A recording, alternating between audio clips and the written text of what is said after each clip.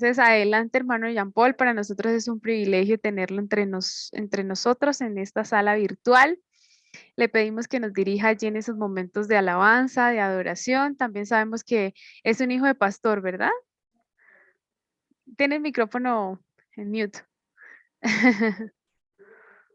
Tiene el micrófono en mute. Y pues les invitamos, hermanos, que nos vayan dejando mientras tanto en los comentarios desde dónde están conectados también para nosotros poderlos saludar más adelante.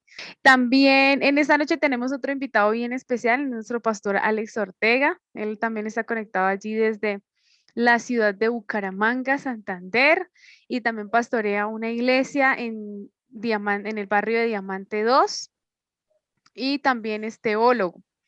Entonces también para nosotros es un privilegio tenerlos en esta noche. Vamos a dar aquí algunos comentarios antes de seguir, de continuar. Bueno, tenemos por aquí a la hermana Nidia, dice amén, Dios les bendiga. Y el hermano Javes Nahum, también quien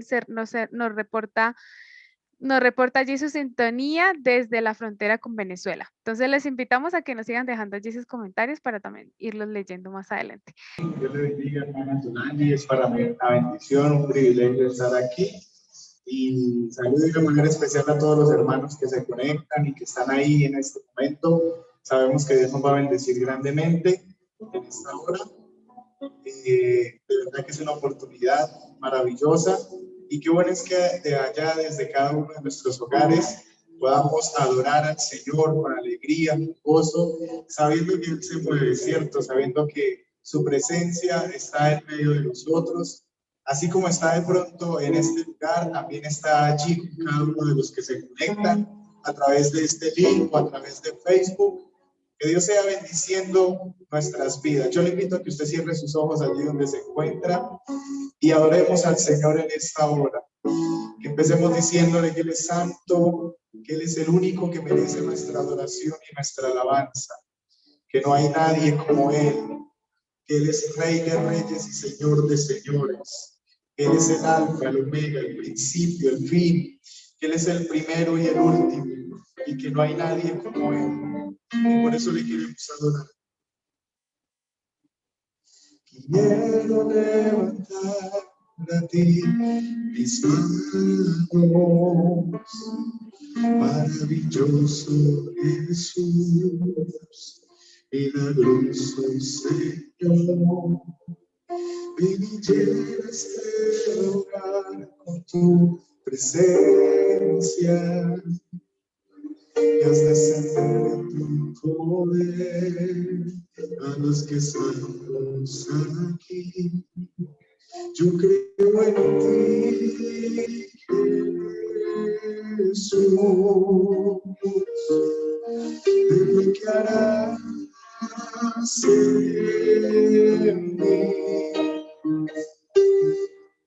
Creo en ti, Jesús. Dile de lo que harás, de lo que harás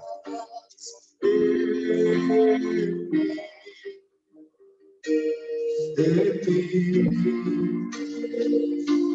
y de ti.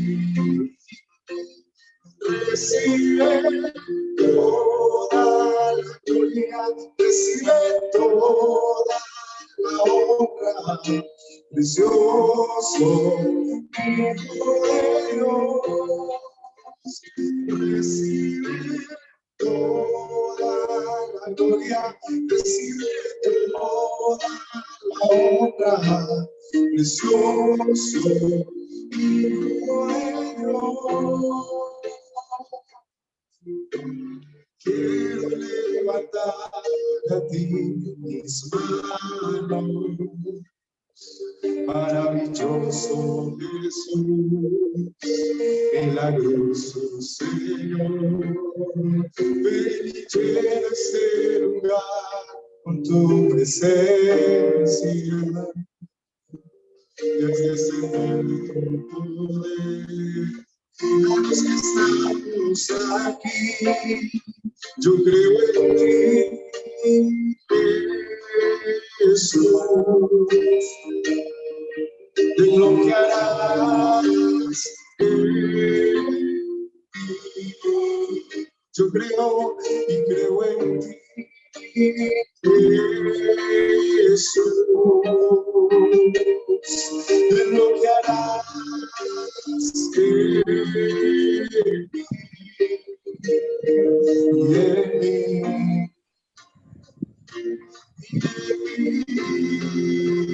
Recibe toda la gloria, recibe toda la honra, precioso Hijo de Dios, recibe toda la gloria, recibe toda la honra, precioso Hijo de Dios, recibe toda la gloria, recibe toda, eres digno, sí, precioso Hijo de Dios. Yo creo en ti, Jesús. Si usted lo cree, dígalo. En lo que harás en mí. Lo creemos, Dios, creo en ti, Jesús. De lo que harás en mí. Y en mí.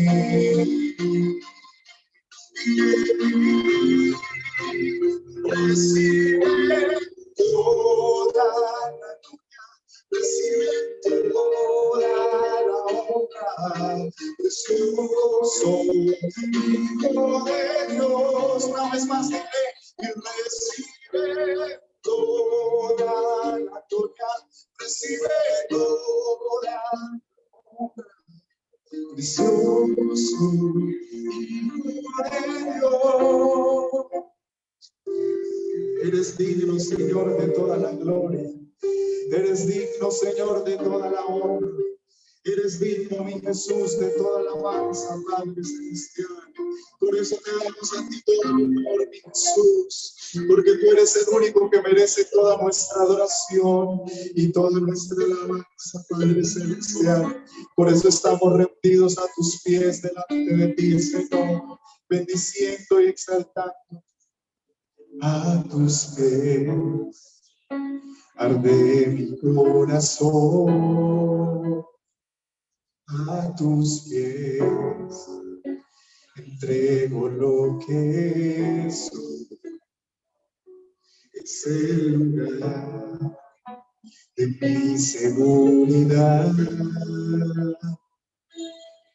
donde nadie me puede señalar. Y me perdonaste, me acercaste a tu presencia, me levantaste y me postro a adorarte. Me perdonaste, me acercaste a tu presencia, me levantaste y hoy me postro a adorarte. No hay lugar más alto, más grande, que estar a tus pies, estar a tus pies. No hay lugar más alto, más grande, que estar a tus pies. Estar a tus pies,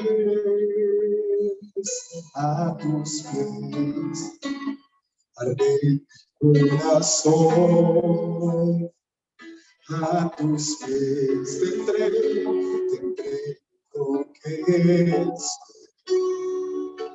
es el lugar de mi seguridad, donde nadie me puede señalar. me perdonaste, me acercaste a tu presencia y me levantaste, y hoy me postro a adorarte. Me perdonaste, me acercaste a tu presencia, me levantaste, y hoy me postro a adorarte. No hay lugar más grande que estar a tus pies. Estar a tus pies, no hay lugar más alto.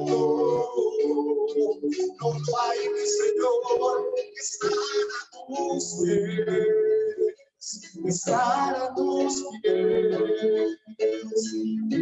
Y allí permaneceré, postrado a tus pies, y allí permaneceré a los pies de Cristo.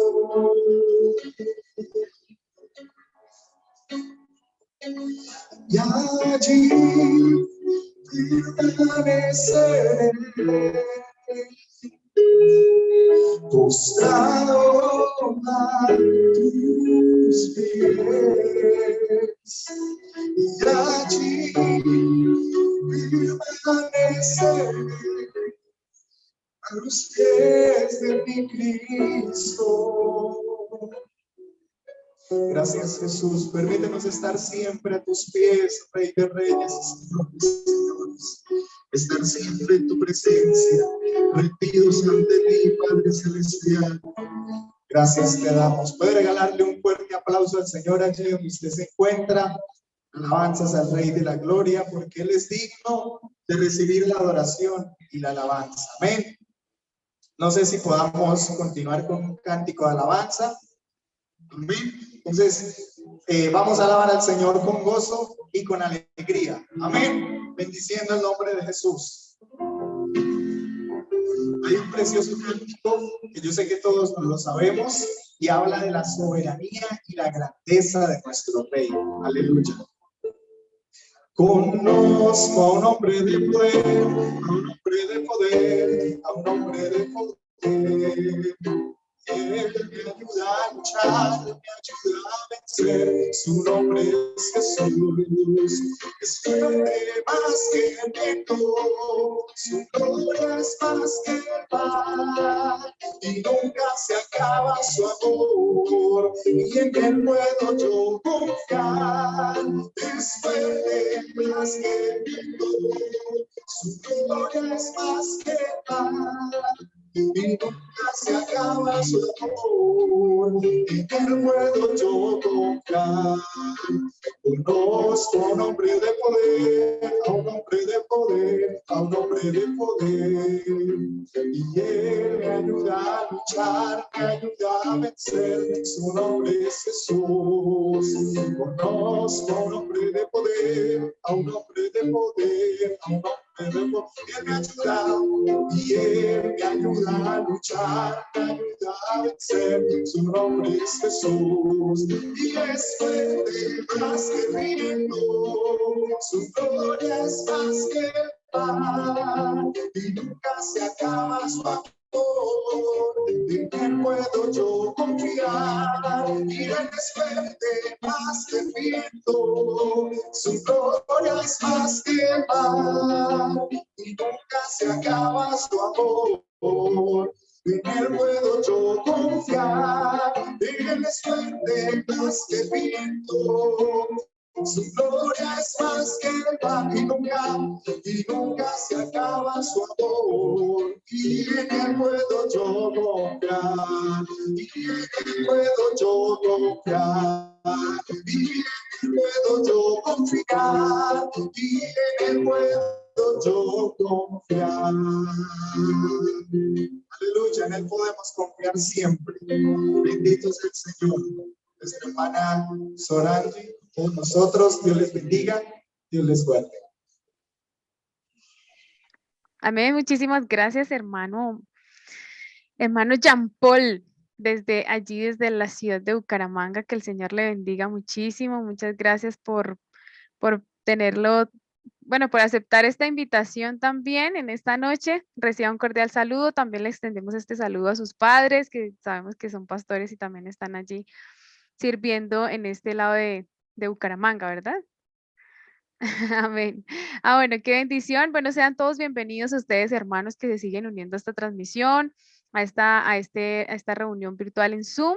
Que el Señor les bendiga. Muchas gracias por estar aquí, por participar de este tiempo. Bueno, vamos antes de darle paso a nuestro pastor Alex Ortega a leer aquí algunos comentarios que nos han dejado en el chat. Y es el hermano Jorge que dice: Dios les bendiga. Él está conectado, Jorge Orlando, desde Popayán, Cauca, zona 11. La hermana Yurani también está allí conectadita desde Piedecuesta, Santander. El hermano Javes Nahum, bueno, está también allí desde la frontera eh, de nuestra, de nuestro país vecino, Venezuela. También la hermana Sani dice: Dios les bendiga grandemente desde Popayán, zona 11. ¿Quién más? El hermano Álvaro Quiroga dice: Dios les bendiga desde Bogotá. Reciba un cordial saludo, hermano. La hermana Mónica, bendiciones desde San Vicente de Chucurí. Qué bendición. La hermana Fabiola también nos saluda. Buenas noches para todos los hermanos. Pastor, Dios les bendiga. ¿Y quién más tenemos por aquí? El hermano Alex Acevedo. Bendiciones para todos mis hermanos desde Bucaramanga. Dios le bendiga, hermano Alex. La hermana Fabiola está conectada desde Barranca Bermeja, Santander, zona 3. La hermana Sandra, Dios les bendiga, desde Girón, Santander, zona 57.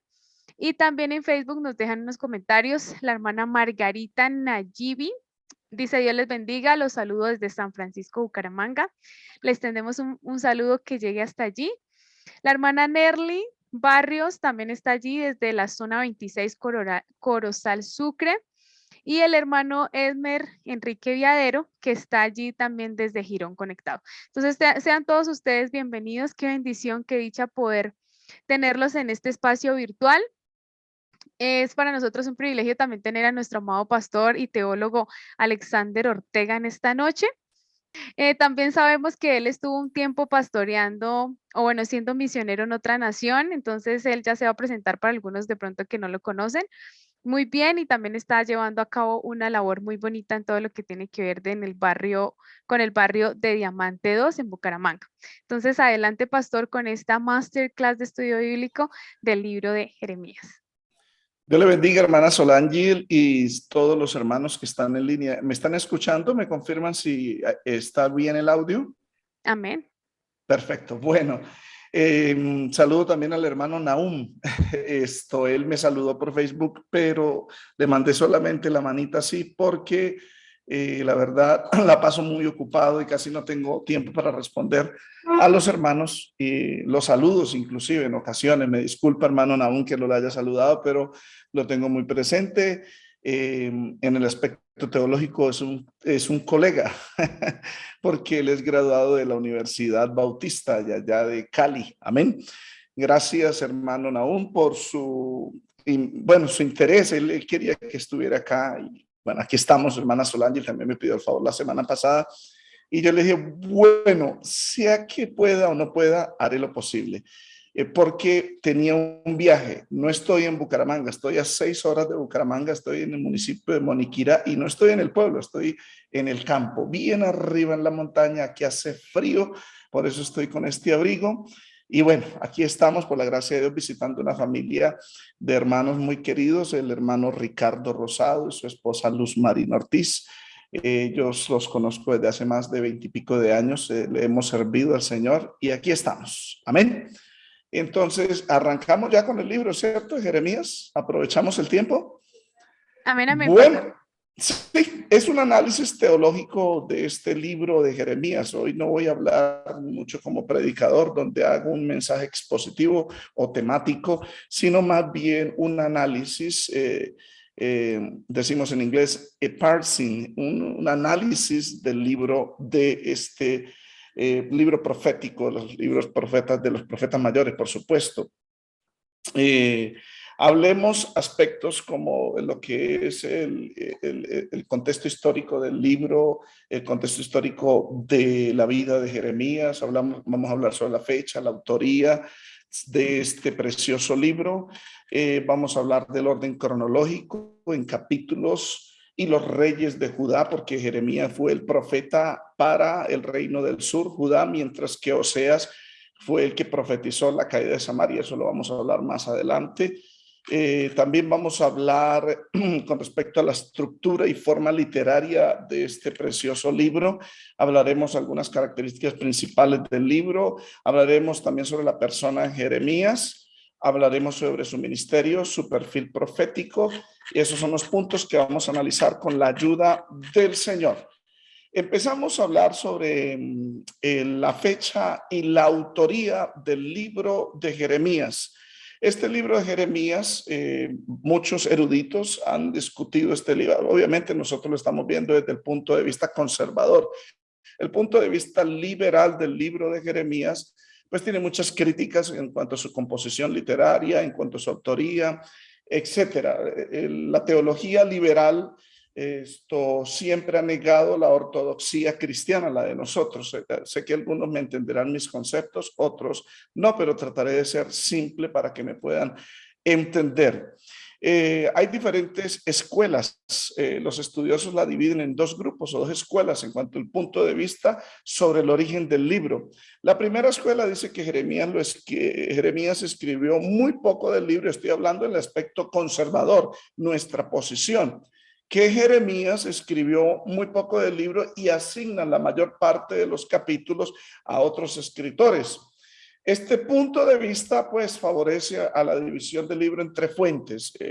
Los mensajes dictados por Jeremías a su escriba, que era Baruch, y la biografía o la vida de Jeremías, probablemente Baruch la escribió, y las otras contribuciones fueron redactadas por autores posteriores a la vida de Jeremías, después del cautiverio, el año 586 antes de Cristo. Ese es el primer punto de vista, la primera escuela de la autoría del libro de Jeremías. Otros que son más conservadores, que somos nosotros, asignamos que todo el libro de Jeremías, a excepción del capítulo 52, que se trata por separado, con la ayuda del secretario de Jeremías llamado Baruch, fue escrita por Jeremías, así como Pablo tuvo un escritor que fue Lucas, que fue el que relató el libro del Evangelio de San Lucas y también el libro de los Hechos de los Apóstoles. En esta segunda escuela, prácticamente se le atribuye todo el libro a Jeremías en su autoría y Baruch como su secretario, donde Dios le da la orden que le ayude. En Jeremías 36, capítulo 36, del 17 al 18, capítulo 45, hay un mensaje directamente a Baruch que esperaba buscar grandezas en este mundo y el Señor le dijo: te daré la vida por tu recompensa, pero no va a haber ninguna grandeza. Bueno, la evidencia interna del libro indica que el libro fue escrito en diferentes materiales, en rollos, pasajes como Jeremías capítulo 29, verso 1, capítulo 30, verso 2, capítulo 51, verso 60, obligan a concluir que esas profecías fueron escritas en el rollo que habló Baruch y fueron registradas verbalmente inmediatamente. El profeta empezó a dictar sus profecías en el año 605 antes de Cristo, de acuerdo al capítulo 36, en el reinado de Joacim, el hijo de Josías. En Jeremías 36:2 dice: el Señor le da la orden a Jeremías, le dice: toma un rollo de libro y escribe en él todas las palabras que te he hablado contra Israel y contra Judá y contra todas las naciones desde el día que comencé a hablarte, desde los días de Josías, el padre de Joacim, hasta hoy. Jeremías 36:2. Pero Joacim fue ingrato y él quemó el rollo, lo quemó. Aquí es donde entramos a un punto muy importante: la cultura de la cancelación. Lo que está ocurriendo ahora en los medios de comunicación controlados prácticamente por bueno, la élite mundial que controlan todos los medios de comunicación, y hay un ministerio de la verdad, y todo lo que no se diga acorde a la línea editorial de ellos es censurado, cancelado. Se eliminan videos de YouTube, de Instagram, de Facebook, se cancelan cuentas, etcétera. Prácticamente es parte del proyecto que es el crédito social, pero no vamos a hablar de eso. Estoy hablando de que la verdad siempre ha sido perseguida. Fue perseguida en el tiempo de Jeremías. Joacim quemó el rollo de lo que había escrito, y obviamente Dios le ordena nuevamente a Jeremías a volver a escribir. Capítulo 36, verso 32, dice que Jeremías añadió más. Tomó Jeremías otro rollo y lo dio a Baruch, hijo de Nerías, escriba, y escribió en él, de la boca de Jeremías, todas las palabras del libro que quemó en el fuego Joacim, rey de Judá, y añadió más palabras semejantes.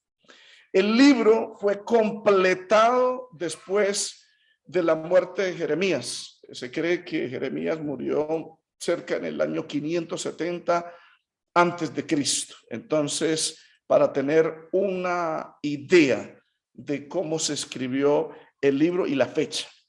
El trasfondo histórico del libro nos habla de algunos eventos históricos del libro de Jeremías. Por ejemplo, obviamente el llamado de Jeremías, que ocurrió en el año 626 antes de Cristo, la caída de Nínive, la capital de Asiria, en el año 612 antes de Cristo. También ocurrió la muerte de Josías en el año 609 antes de Cristo. También ocurrió el primer sitio de Jerusalén por parte de Nabucodonosor, cuando fue exiliado el primer grupo. Entre ellos iba Daniel, que fue exiliado a Babilonia cuando tenía 15 años.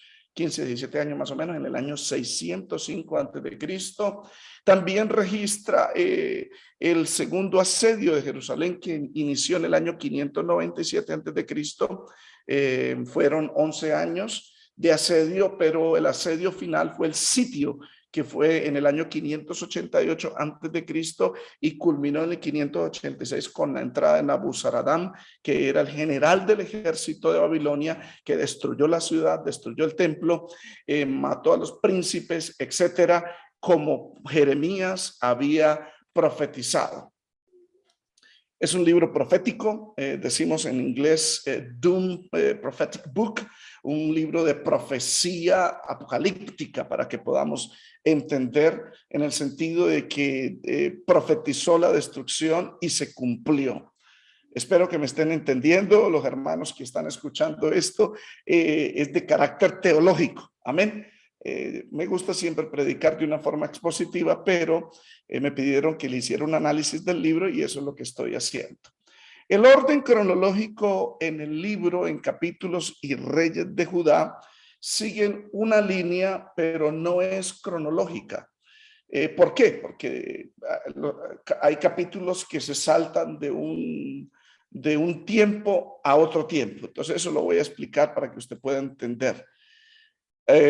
Por ejemplo, bajo el rey Josías reinó desde el año 640 hasta el año 609 antes de Cristo. Segundo libro de Reyes, capítulo 21 hasta el capítulo 23 habla del reinado de Josías. Entonces, los capítulos que habla acerca del reinado de Josías en Jeremías, está el capítulo 1 del verso 1 al 19, que fue escrito, no fue escrito, fue profetizado en el año 626 antes de Cristo. En el capítulo 2, del 1 en adelante, está el material que en el reinado de Josías, 625 al 622, y el capítulo 11, que fue profecías dadas en el año 621 y 620 antes de Cristo. Hubo otro rey, el que le sucede, Joacás, que apenas reinó 3 meses en el año 609, está en el libro de segundo libro de Reyes 23:31. Es el capítulo 22. Por eso no podemos decir que el libro de Jeremías está organizado cronológicamente, como tampoco la Biblia, el Antiguo Testamento, está organizado cronológicamente, o el Nuevo Testamento está organizado cronológicamente. Por ejemplo, hablemos del Nuevo Testamento. Mateo, Marcos, Lucas, que son los libros sinópticos, fueron escritos a partir de una fuente primaria, que fue el libro de Marcos, que fue el primer evangelio escrito. Y no fue el primer libro escrito del Nuevo Testamento. El primer libro escrito del Nuevo Testamento se cree entre Gálatas y Santiago, que fue en el 49 después de Cristo, para que usted tengan así una idea. Lo mismo pasa en el Antiguo Testamento. Y en el libro de Jeremías, el contenido, capítulo 1 hasta los últimos capítulos del 50, 52, son capítulos que no están organizados cronológicamente, sino más bien temáticamente, y eso sería para entrar en un estudio más profundo. Por ejemplo, el reinado de Joacim, que fue entre el año 609 y el año 598 antes de Cristo. Ese reinado está en el libro histórico, segundo libro de Reyes, capítulo 23 y capítulo 24. Ahí Jeremías profetizó esas profecías, por ejemplo, el capítulo 7, el capítulo 26, el capítulo 18, pero el capítulo 7 y el capítulo 26 fueron profetizados en el año 609 antes de Cristo. Mientras que el capítulo 18, un capítulo muy conocido que hasta lo cantamos en inglés, el Señor es el alfarero, yo soy el barro, the Lord is our potter, we are the clay. Eso lo cantábamos allá en Trinidad y Tobago. El capítulo 18 fue escrito en el año 608 al 606 antes de Cristo. El capítulo 35 fue escrito en el año 606, no fue escrito, perdón, fue profetizado para esa época. 606 antes de Cristo, bajo el reinado de Joacim. Y el capítulo 13, capítulo 25, capítulo 36, que es en el reinado de Joacim, fue profetizado en el año 605 antes de Cristo. El capítulo 45, 47, que es un mensaje a las naciones por parte de Jeremías, fue profetizado en el año 604. Mientras que el capítulo 22 fue profetizado en el año 599 antes de Cristo. El capítulo 13 del 18 al 19 fue profetizado bajo el reinado de Joaquín, que reinó 3 meses en el año 597. Y bajo el reinado del último rey de Judá, que fue el que estuvo presente en la toma de Nabucodonosor, de la toma del año 586, fue el rey Sedequías. Sedequías obviamente empezó a reinar desde el año 597 hasta el 586 antes de Cristo. Pero los capítulos que refiere a las profecías que dio Jeremías con respecto a esa época de Sedequías, por ejemplo, el capítulo 24 del 1 al 10 fue profetizado en el año 597 antes de Cristo, en el inicio del reinado de Sedequías, que Nabucodonosor lo dejó a cargo de Judá. Él se le revela, por supuesto. 500 en el capítulo 27 del 1 al 29, capítulo 50 del 1 al 51, etcétera, fue donde Jeremías profetizó bajo el reinado de Sedequías en el año 594-593. El capítulo 21 de Jeremías fue profetizado del 1 al 14 en el año 588 antes de Cristo. 588 fue lo que es la toma, el asedio, el sitio, cuando Nabuzaram llegó con todos sus ejércitos y sitiaron a Jerusalén en el año 588 antes de Cristo. El capítulo 30, que son los capítulos de consuelo que más adelante los vamos a hablar, fue profetizado en el año 587 antes de Cristo, un año antes de la toma. Capítulo 34, capítulo 37 fue profetizado en el año 587 y 586, lo mismo el capítulo 39 del 1 al 18. Y después de Sedequías, pues Sedequías muere y dejó Nabucodonosor, es tomado, es llevado, le sacan los ojos, etcétera. Sus hijos son asesinados de una forma terrible, porque Jeremías profetizó y les decía, tus ojos verán al rey Nabucodonosor cara a cara y tus hijos van a morir. Y fue así, se cumplió esa profecía. Los hijos de Sedequías fueron ahorcados y a Sedequías le sacaron los ojos, etcétera. Es una historia muy triste. Pero después Nabucodonosor dejó a Gedalías como gobernador en el año 586 al 585 a.C. El capítulo 40 relata acerca de ello. Después del asesinato de Gedalías, por una traición, en el 585 Jeremías profetizó el capítulo 41 y el capítulo 43. El 580 Jeremías profetizó el capítulo 44 del 1 al 30.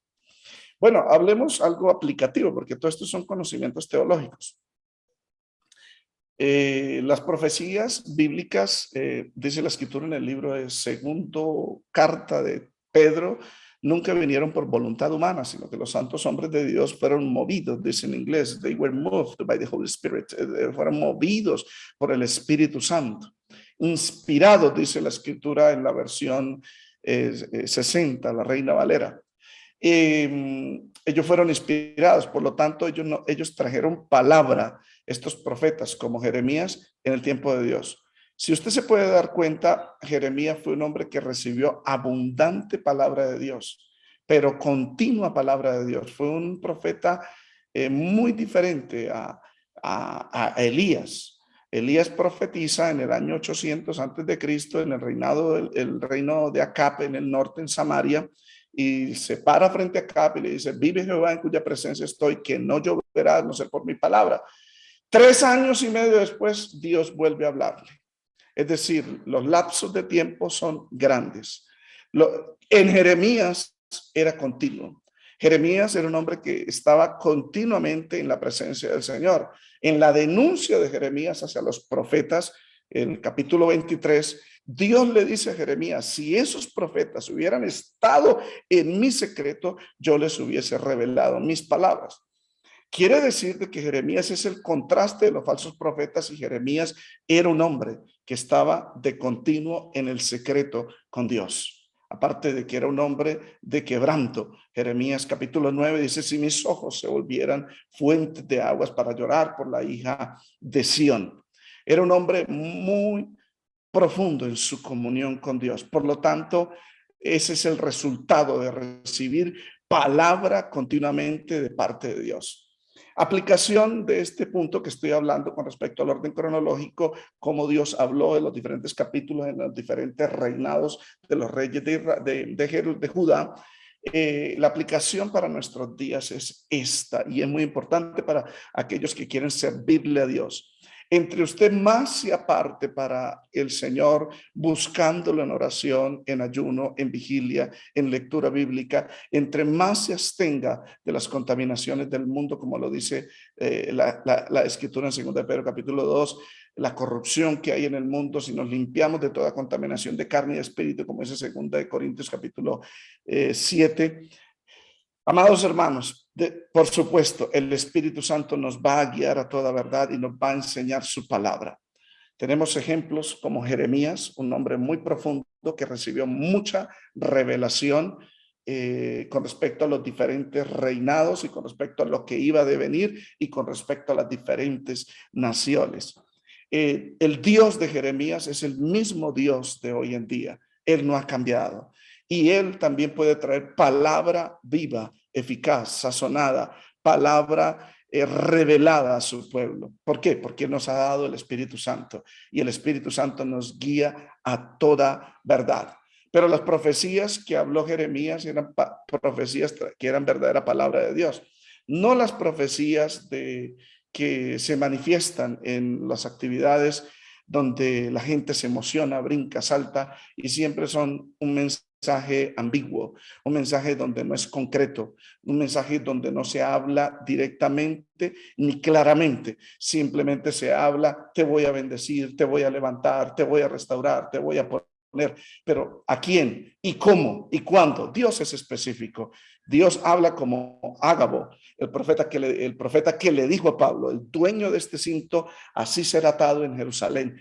Y se cumplió esa palabra. Ese es el verdadero profeta. Y hay que tener mucho cuidado en la denuncia de los profetas.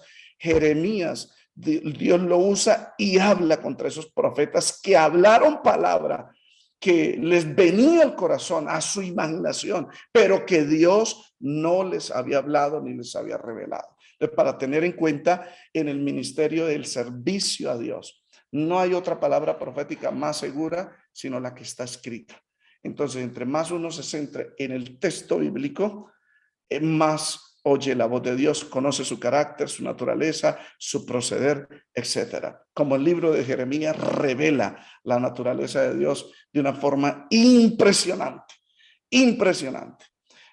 Por ejemplo, el capítulo 33 de Jeremías, hay un aspecto científico donde Jeremías dice claramente: si se pudiesen contar las estrellas de los cielos y la arena del mar, así también yo desecharé la descendencia de Israel. Y para el tiempo de Jeremías, los astrónomos más importantes de aquel entonces, Ptolomeo en Alejandría, en Egipto, habían contado las estrellas, cerca de 1000 estrellas, las que se hay en la bóveda celeste. Y en el tiempo, fue hasta en el tiempo de, yo no recuerdo el nombre, George Hubble, el que en el año 1920 de esta era, el siglo XX pasado, fue el que concluyó de que en el universo las estrellas son incontables, son innumerables. Hay más de 100.000 millones de galaxias y cada galaxia sostiene más de 100.000 millones de estrellas, es decir, no hay números para contar las estrellas. Entonces, lo que dice Jeremías, creo que el capítulo 33 dice: si se pudiesen contar las estrellas de los cielos, así yo también desecharé la descendencia de Israel para que no sea mi pueblo. Entonces, hay aspectos hasta científicos en el libro de Jeremías. ¡Qué hermoso! Habla también de la lluvia, habla también de los vientos, pero eso sería otro análisis más profundo sobre el libro de Jeremías. La aplicación, lo que yo estoy hablando en estos aspectos, es que la palabra profética más segura a la que debemos estar atentos es la que está escrita. ¿Amén? Entonces les recomiendo eso. No quiere decir de que no existe el don de profecía. El don de profecía existe. La evidencia más segura a la cual yo apelo es a lo que dice la Escritura. ¿Sí? La evidencia del don de profecía. Pero hay que tener mucho cuidado porque, de hecho, el libro de Jeremías demuestra una guerra entre la verdad y la mentira. La verdad, la palabra de Dios revelada por Jeremías; la mentira, la de los falsos profetas y de los sacerdotes que estaban alrededor de todos estos reyes que no aceptaban el mensaje de juicio, el mensaje de destrucción que hablaba Jeremías. Entonces, Jeremías, Dios lo respaldó tanto que todas sus palabras fueron cumplidas. Ninguna de ellas cayó a tierra. La estructura y forma literaria del libro de Jeremías, como se lo dije al principio, no está organizado el libro cronológicamente, más bien temáticamente está organizado. Y hay partes del libro que sí está organizado cronológicamente, pero la mayor parte está organizado temáticamente. Sí, para que ustedes entiendan ese aspecto. Por decir, hay varias divisiones. O sea, aquí yo no puedo decirte que estas son las divisiones del libro de Jeremías, porque hay diferentes autores, diferentes teólogos, diferentes eruditos, diferentes académicos que tienen diferentes puntos de vista en cuanto a la organización y la estructura del libro. Y usted puede encontrar esa estructura del libro de Jeremías en las Biblias de estudio. Y hay diferencia entre fecha, hay diferencia entre autoría, hay diferencia entre el contexto histórico, etcétera. Entonces, todas tienen verdades. La verdad absoluta la tiene Dios. Eso lo veremos en el cielo cuando dice la Escritura en 2 Corintios capítulo 13, cuando venga lo perfecto, entonces conoceremos cómo fuimos conocidos y entraremos en el estado pleno del conocimiento, aunque estaremos conociendo por toda la eternidad la naturaleza eterna del Padre y del Hijo. Eso lo dice Juan capítulo 17, la oración sacerdotal del Señor, en el libro de Juan capítulo 17, donde él dice: esta es la vida eterna. O sea, la vida eterna en el cielo consistirá en que te conozcan a ti, el único Dios verdadero, y a Jesucristo, a quien has enviado. Veamos la estructura del libro. El libro tiene, bueno, ¿cómo es? La fuente de información que yo consulté es una fuente en inglés. La mayoría de mis fuentes son en inglés. Hay una estructura de cinco partes importantes del libro. Las profecías del reinado de Josías desde el capítulo 1 hasta el capítulo 20, donde habla primero el llamado y la comisión de Jeremías, capítulo 1. Ahí habla sobre el llamado. Recuerde que el Señor le dice en el verso 5, desde antes de que naciese te conocí, te santifiqué, te separé y te di por profeta a las naciones para arrancar, derribar, etc. Es muy hermoso esa parte. Ahorita vamos a hablar sobre la personalidad, la persona de Jeremías, dónde nació, su ministerio, su llamado, etc. Pero estamos en la estructura, las profecías del reinado.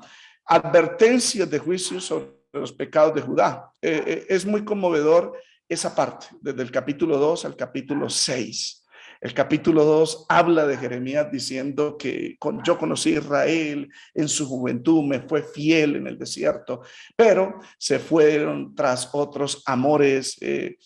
También hay unas metáforas, dice, me abandonaron a mí fuentes de agua viva y cavaron cisternas rotas que no retenían el agua. Es decir, está hablando de la idolatría. Ellos dejaron a Dios y se fueron tras cisternas rotas que no contienen agua, no tienen vida espiritual, porque el elemento del agua simboliza, representa la vida de Dios, como el Señor se lo dijo a la samaritana: el que bebiere esta agua vuelve a tener sed, mas el que bebiere el agua que yo le daré no tendrá sed jamás. Y que habla del Espíritu Santo, por supuesto. Pero Jeremías capítulo 2 denuncia ese pecado y en el capítulo 3 dice que tus rebeliones te castigarán, Judá. Sí, entonces las advertencias de juicio sobre Judá fue del capítulo 2 al capítulo 6. El capítulo 6 contiene un versículo que a nosotros siempre nos ha gustado, que es esto, que volvamos a la senda antigua, a los primeros... bueno, ahí creo que es el verso 16, no recuerdo muy bien. Ahora, el capítulo 7 al capítulo 10 son los discursos de Jeremías en el templo.